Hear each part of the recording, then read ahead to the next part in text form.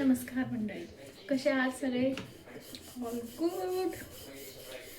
होळीच्या खूप खूप शुभेच्छा तुम्हा सर्वांना. होळिका दहन झालेलं आहे.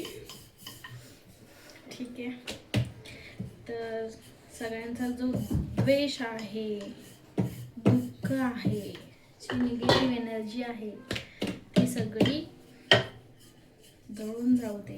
तुमच्या आयुष्यात सुख समृद्धी येऊ दे, है ना.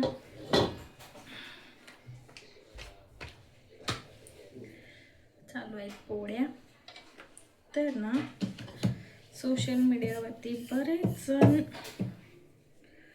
मुलीच्या आईबापाच्या बद्दल खूप हास्य करतात की यांच्याकडे घर नाही आहे आणि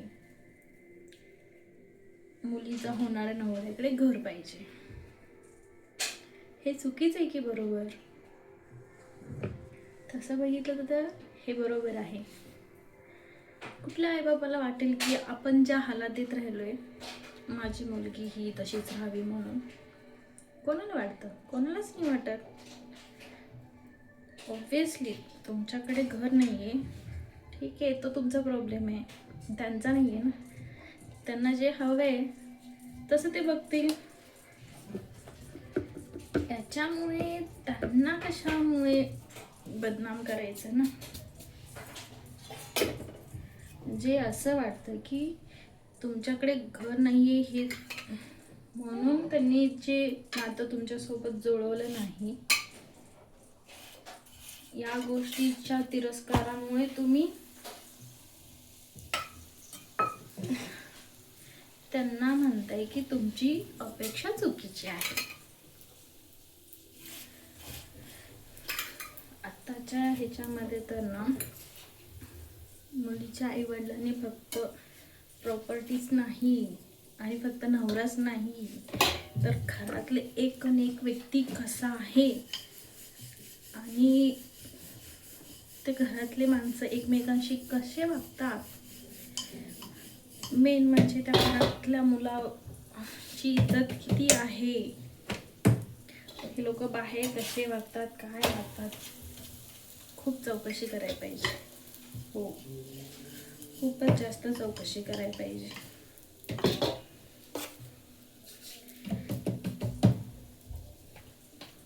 जेवढं काही बघून द्याल तेवढं ना मुश्किलच, नाही का.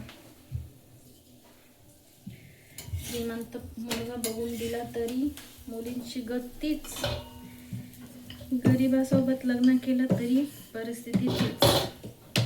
ती एखादी मुलगी म्हणते राहू दे बाबा, प्रॉपर्टी नको मला, मुलगा दे, मुलासोबत मी खुश राहील. कुठले आईबाप राहू देतात? थोडी नाही राहू देत. तिथे त्यांना नाक घुसवायचं असतं. मदत तर कसलीच नसते, पण समान जगू द्यायचं. अवघड परिस्थिती झाली सध्या. म्हणतात ना, सीताला इतकं मोठं घरानं बघून दिलं तरी सीताला वनवासच काढावा लागला.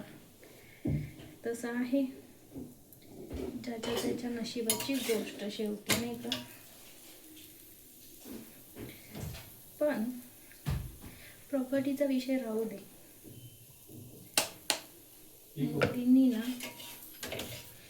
बॅकग्राऊंड मस्ट चेक करायचं. बॅकग्राऊंड, हो, कसे राहतात, काय राहतात, कोणाचं त्या घरात किती इंटरफेअर आहेत, किती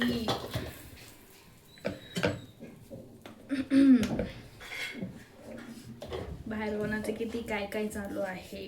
XYZ घरात जेवढे लोक आहेत ना तेवढ्या सगळ्यांचं, आता नवऱ्याचंच नाही.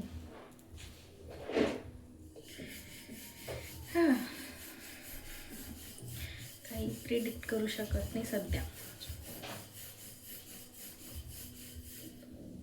बरं, पोळ्या खाल्ल्या की नाही?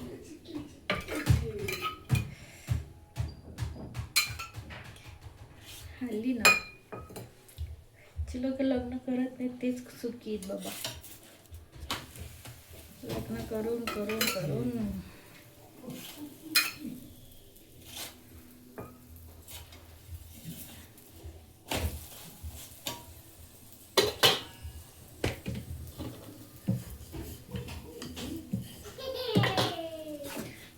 म्हणतात टिंगल काढतात बापाची, या बापाच्या अपेक्षा लई आहे. तुम्ही स्वतःच विचार करा बरं, तुम्ही तुमची मुलगी अशा घरात देणार का जिथं तुमच्या मुलीला शून्यापासून सुरुवात करायला लागेल? म्हणजे काय म्हणणं काय, आता आई बापाच्या घरात भले ती किती 20-25 वर्ष राहिली, काढले तिने सगळे स्ट्रगल मध्ये ते काढले बरं का.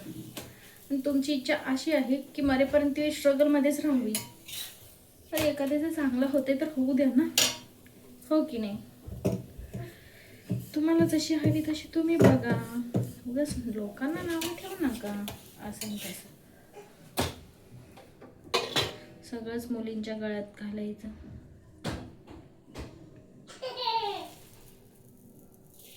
ते लोक फक्त बघतात, ते काय माहेरी येऊन जाणार नाही तुमची प्रॉपर्टी, किंवा भावाच्या नावावर नाही करणार आहे, नाही का?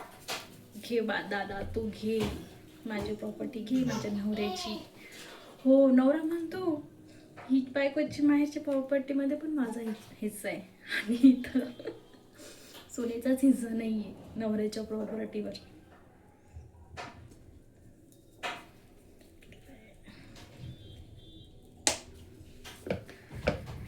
लोक ना आपली कमजोरी लपवण्यासाठी समोरच्याला सहजपणे ब्लेम करतात.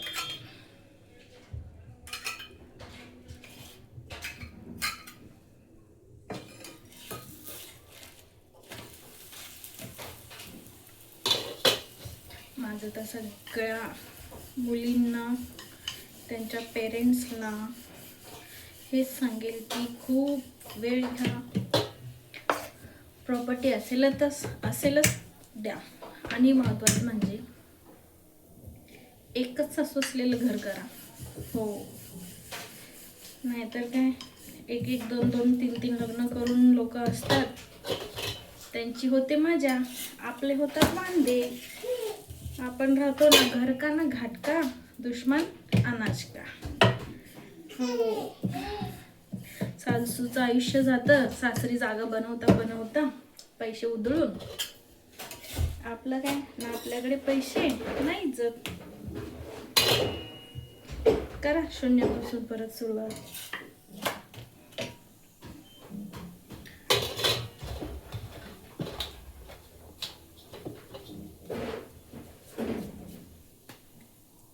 उद्या ग्रहण आहे, होळी पण आहे.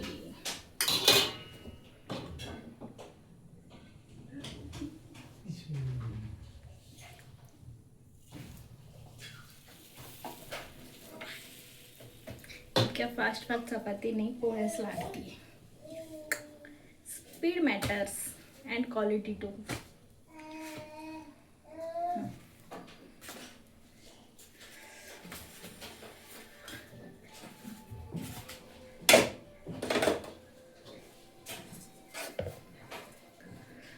चलो पोळ्या खा मस्त, तू झोपून जा.